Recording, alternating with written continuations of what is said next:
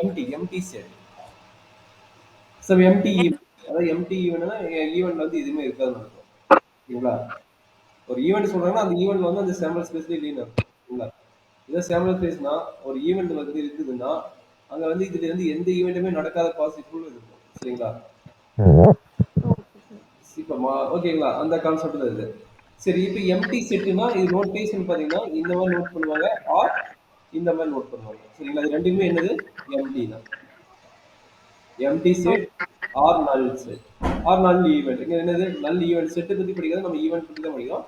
Empty event or null event. அப்ப இதனோட probability என்ன? ஓகே, இதனோட ப்ராபபிலிட்டி என்ன அப்படின்னா ஃபர்ஸ்ட் இதனோட எதுவுமே இல்லைன்னு சொல்லி, அப்போ நம்பர் ஆஃப் எம்டி செட்ல எவ்வளவு இருக்கும்? ஜீரோ வேல்யூ தான் இருக்கும். கரெக்டுங்களா? நம்பர் ஆஃப் எம்டி செட்ல எவ்வளவு இருக்கும்? ஜீரோ வேல்யூ தான் இருக்கும். அப்போ எம்டி ஈவெண்ட்னா இவ்வளவு தான் இருக்க போகுது. சரியாமா? ஓகே அப்ப sir.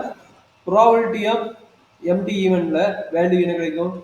n of empty event divided by n of s. சரியாமா? Okay sir. அப்போ ப்ராபபிலிட்டி ஆஃப் எம்டி செட்டோட வேல்யூஸ் என்ன? ஜீரோ. புரியுதாமா? என்னது? ஜீரோ பை என்ன பேசு, என்ன பேசு எந்த வேல்யூ வேணா இருக்கலாம்.